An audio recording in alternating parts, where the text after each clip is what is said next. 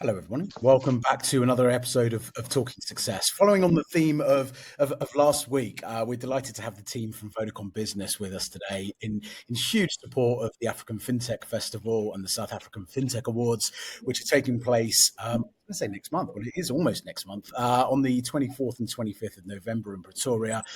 We were delighted to have the support of Vodacom Business, a tremendous partner who, without them, we really couldn't have, well, we won't be able to pull this off. So a big thank you to Kevin, Peter, Ati, and the rest of the team.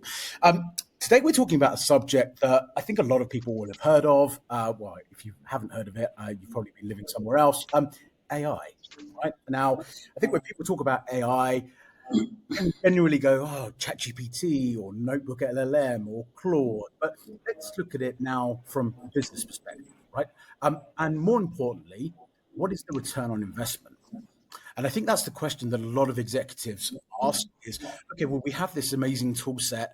We have access potentially to this amazing tool set, but what does it mean for bottom line or even top line growth? And today we're here to answer that. We're here to give hopefully some insights into the world of AI, what that means as Vodacom Business, where AI potentially is going, and really where Vodacom Business fits into this whole kind of infrastructure and environment. So I'm delighted to welcome back Kevin. Kevin, thank you so much. Good to see you again.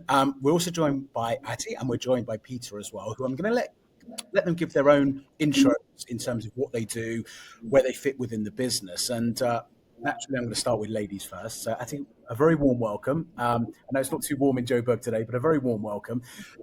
If you could kindly introduce yourself, that'd be amazing, and just give our audience a little bit of background in terms of you and what you do at Vodacom Business. All right, thank you for that. My name is Ngubevana. I'm actually part of Vodacom Group, where we've been tasked to implement AI and automation across all the markets where Vodacom operates. Wow. And so of late, and part of our Vision 2030, which is a long-term strategy, we've been asked to see to what extent can we take some of the capabilities from an AI perspective that we've built in-house to then commercialize them. And that's where the relationship with the Vodacom Business team comes in, where I've been engaging with some of our enterprise customers to find opportunities to actually help them accelerate on their AI journey. Wonderful. Well, that sounds like a super exciting job. I think there's a lot of people that can be very envious of that job, getting to play kind of with AI at kind of a group level within Vodacom, and then translating that into kind of a commercial offering. Fascinating. We'll drill down that a little bit later on. Peter, yourself? Yeah, so Peter here. So I am from Enterprise Vodacom Business. It's been a 7-year journey here.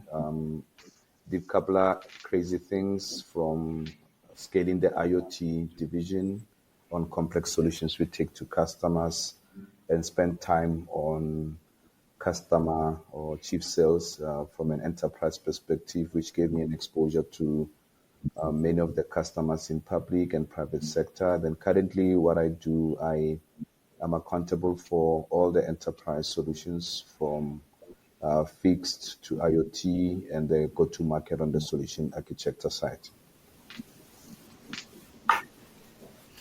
Okay, well, that's a broad role, if I've ever heard one. It sounds like you spin lots of plates at the same time.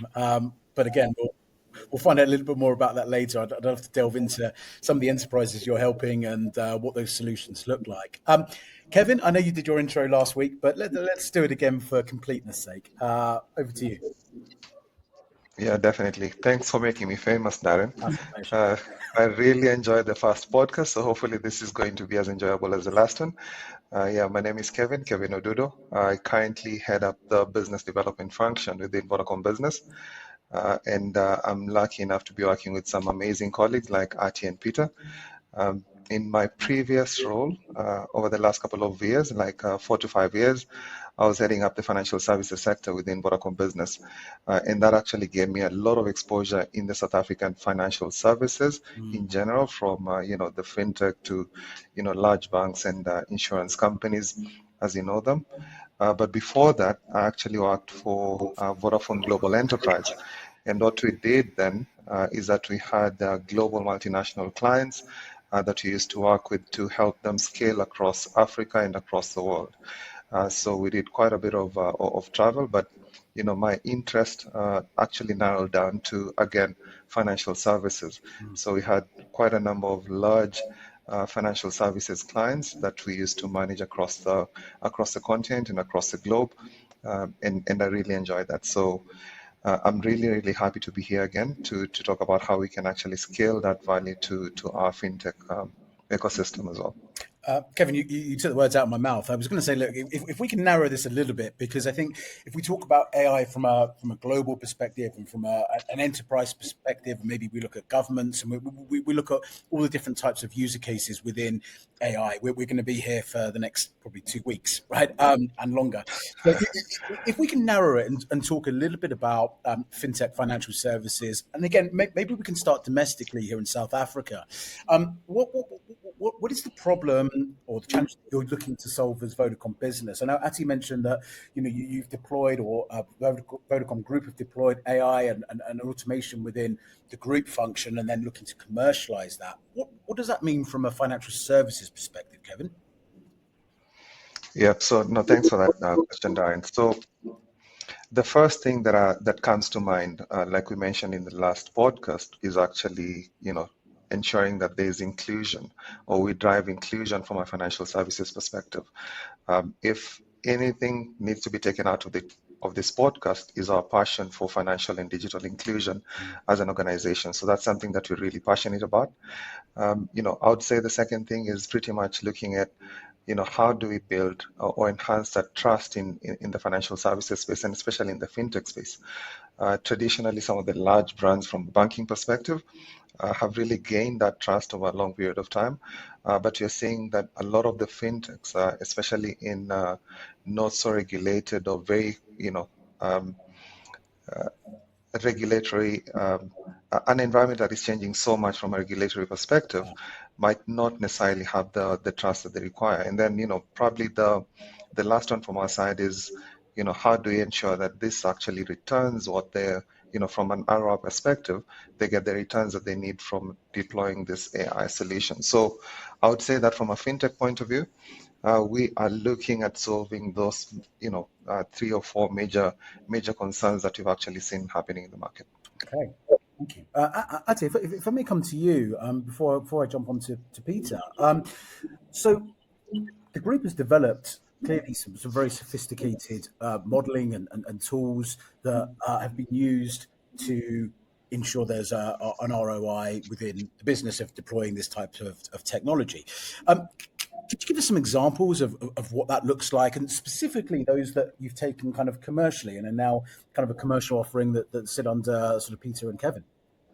All right, so I think when I talk or think about AI in the Vodacom sense and automation, is to appreciate that it's anchored in the understanding of why we want to do it, right? So as part of the organization, we want to enable growth, we want to enable simplicity, and we want to enable profitable capabilities that can scale. So the moment we understand the why, then we're able to be led, right, as to decisioning in terms of the solutions that we build. So these cases that we've built and capabilities that particularly speak to the fintech spaces, if you can imagine how, as a telco, we almost have such rich data in terms of customer behavior, which means that we are able to actually understand your behavior in the credit space, right? So there's a trend that has existed for the longest time where we are able to actually understand your behavioral attributes in terms of us being able to extend credit to you as an individual outside of actually using the traditional credit bureau kind of scoring. Yeah. So that is where the telco credit score comes in. So we found that within our South African market, and also in fact all of the markets that we operate, we've been able to unlock access or inclusivity in terms of funding and credit inclusivity to customers that are traditionally in the thin book space. So that means that they haven't traditionally been participating in the space. We are now able to extend a different lens in terms of their behavior, which is outside of the traditional ways of actually extending credit. And also, if you think about it in the African context, credit scoring is not something that's traditionally available. So by us being able to look at the traditional fintech behavior within our M-Pesa platform, together with the telco behavioral attributes, we're able to actually create a credit score behaviorally for our customers, which means that we are now starting to extend light touch funding to industries or segments of customers that traditionally wouldn't have been included. But for predominantly, we've been playing in the extending credit in the small microloans, and also in being able to grant cell phone connectivity to customers that traditionally would have been excluded. So for us, we see this as a major opportunity in terms of then extending that telco credit capability to be a supplementary capability in the fintech space from an inclusion perspective, because there's a very big segment of citizens in the country that are not in the credit space. Sure. So we want to unlock that capability, therefore enabling the top line for a lot of organizations in our enterprise space. Then another use case I can think of is, by virtue of us trying to increase our top line and adoption from a fintech perspective or financial inclusion, that also means that we're increasing our chances of fraud, right, and risk. Because as a function, the more customers you have, the greater exposure you are to potential fraud. So what we've then done is actually built a revolutionary proactive fraud identification model, which is one of the first in an AWS platform in the African continent.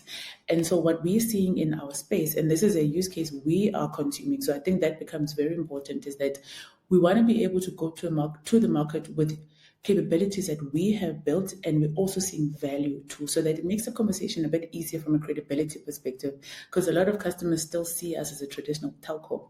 So the moment we go to market with evidence of us literally drinking our own champagne, it makes it quite easy for us to have these conversations. So from a proactive fraud capability, we're able to think about it this way, that if Darren's cell phone number has certain attributes in terms of behavior, we're able to pick up trends within a big data AI and perspective, and we would be able to identify that these attributes are linked to fraud capabilities. Then by us being able to understand who you connect with, right, from a network perspective, we're also able to pick up the syndicated nature of your behavior. So the likelihood that a fraudster that has been confirmed to be a fraudster based on our model and confirmed is not engaging with other individuals is very slim to none. So we then find that through our innovative proactive fraud models, we're also able to identify a network of potential fraudsters. So what we're then seeing, and this is a capability that we haven't yet launched to our enterprise space, but we are in talks with certain enterprise customers, is that also if your number is used in the telco space for fraud, likelihood you're also going to try and defraud a financial services institution. So we want to then be able to expose that API capability. So if you think about it from an onboarding perspective, that when a customer is applying for a loan, some of the data points that they input is a cell phone number. So if they can then tap into our database in terms of an API and try and check, is Darren's number part of the identified fraudsters, we could then be able, as part of the onboarding journey, identify and notify that said credit lender that this customer has been flagged. So that then becomes an indicator for that entity to decide whether to carry on with the credit granting or not. So you'd find that those two capabilities by themselves have a very strong enabling factor of saying, if we are able to expose and enable credit scoring from a top line perspective, that means that your revenue is increasing, but at the same time, we're protecting your base from a cost perspective so that you don't increase your loan base, but then increase your never paid or or non-payment in your books from a fraud perspective. So that becomes an interesting conversation when we have sessions with our enterprise customers, because we've thought about the fact that we understand the why the AI should be adopted, but also making sure that we deploy these solutions in a responsible manner, that we don't expose our organization and our enterprise customers to more risk by them adopting these AI capabilities. Fascinating. I think those user cases around the fraud, given South Africa, has kind of breaking news from last week, is off the FATF grey list. But that doesn't mean that work is over. Far from it. It means that it needs to make sure that it never, rears its head again. Same in other countries that Vodacom operates in. where, there is still grey listing, there is still a lot of fraud that happens across the world. I mean, it's not just an African thing, right? And being able to prevent that and being able to, I suppose, be proactive rather than reactive is definitely something notable. Peter, I'd like to ask you a question, and I appreciate we've not necessarily prepped for this. So if compliance people say, no, you can't answer this, then I'll understand and I'll move on. But if you look at it from a Popia, from an ethical AI governance perspective, what Aditi was saying about having this sort of data lake of information, how does that sit? How do you innovate without sort of crossing the compliance barrier, especially when it comes to new technologies such as AI, such as IoT? We'll come on to maybe some other topics a bit later on, but how do you ensure the governance, the compliance? I think thanks. It's a great question. So, and there are a couple of examples on that. So, I think obviously, as a reputable organization, we do value the brand and we do value their governance frameworks that we need to operate under. So I think typically then what happens is that we work a lot around how we anonymize the data so that then it allows the innovation to happen, because the insights that are required to innovate, we are able to crystallize on that. There are a couple examples of that, like during the COVID time, if you recall. So we had to work with government quite a lot around how do you identify hotspots of areas, and you can use the data to be able to effect that, right? So even today, you are able to do it. That's why we are able to leverage the data on some of the use cases that we are working on and we are looking to build moving forward. Like in IoT, as an example, you take that most of the telematics companies, their data is flowing through our network from a connectivity perspective. But then we don't need to know who the users are. But with that amount of data, what can you do? You can inform traffic route management. You can inform user-based type insurance offerings that you are able to create at the back of that.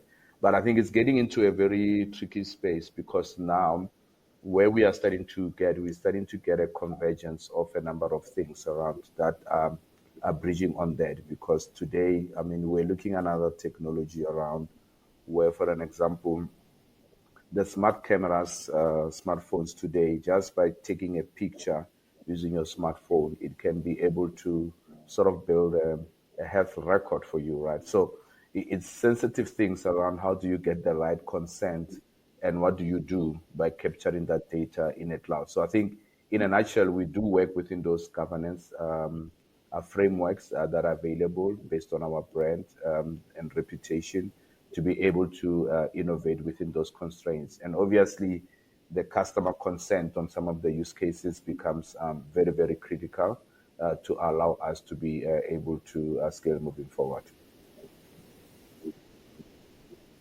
Yeah, I guess it's a bit of a minefield. I mean, there's ever-changing kind of legislation. I think as these new technologies are coming into play, the regulator needs to keep up, and it's very difficult. I think from a regulator's perspective, and you guys probably know, we do a lot of work with the SARB. Trying to keep them sort of up to date with all the different sort of technology that comes in, and stable coins and real world digital assets and IoT and all of these kinds of things. These things don't happen overnight. So I guess it's a very sort of fine balancing act of staying compliant as well as sort of innovating. Interesting space to be in. Kevin, can I ask you a question? Last week when we did a recording, I think you used the term Vodacom Business is a neutral orchestrator. I think you used those terms. If you didn't, then I've just given you a new phrase. Can you just unpack that a little bit? We've heard from Ati, we've heard from Peter in terms of kind of the compliance side and some of the products that have been commercialized. But where does Vodacom Business sit within the ecosystem? I remember saying the neutral orchestrator, though. Thank you for reminding us. It was probably close enough. But Darren, that's actually an interesting one, because what we see ourselves is exactly that, a neutral orchestrator. So what that means in our world is that we understand that, first of all, especially in the sense of data and AI. So data needs rails, right?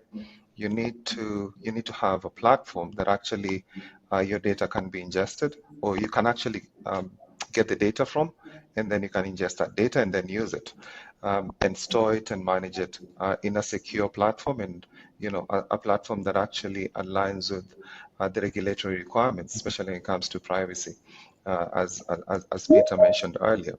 So those platforms that actually create that neutral orchestrator play for us are very critical for us, and that's pretty much where we come in. So as you know, as a telco, we've been dealing with data throughout our lives as an organization, and we've actually built that capability of being able to store data quite securely.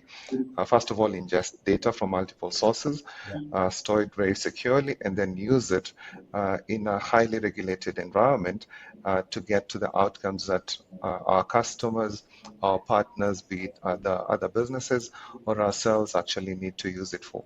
So that's pretty much what this is all about. And then if you just take it further to how we potentially bring this to life in our products and services, it might sound a bit obvious, but Peter also touched on it previously, is that how do we create platforms that create a neutral playground for, let's say, the fintechs to come and plug in and get the most out of this data, or get the most out of this information that we have about an ecosystem that they want to play in, whether it's in the, like Peter mentioned, usage-based insurance, whether it's in the fraud mitigation space, or any other space that you probably want to play in, including payment space, through our partners like Xlink. So that is pretty much where we'd like to play and where we'd want to position ourselves in this fintech ecosystem. Okay. All right. Thank you. I'm going to ask a bit of an open question, and please, anyone feel free to answer. The week before last, I was at an office in Santon at an event, and got onto the Wi-Fi, and then was kind of researching for something. And yes, everyone, I do use ChatGPT. And I went to log in, and I went to ask a question. It said, "No, sorry, you're not allowed." Right, so it was banned on the sort of the internal environment. I think there's a lot of questions, perhaps from fintechs and from industry generally, about sort of data sovereignty and how that works from a security perspective. There's been lots of commentary around organizations, individuals in organizations uploading private information to, whether it be OpenAI, whether it be Anthropic, whoever it may be, and that being then in the public domain, or being able to be read by sort of AI. So I think there's some sort of excos out there that are saying, "Oh, hang on a minute, is this safe enough for us to use?" What would be your answer to that, and to your response in terms of maybe what you've seen work in group, and then what you're deploying to customers?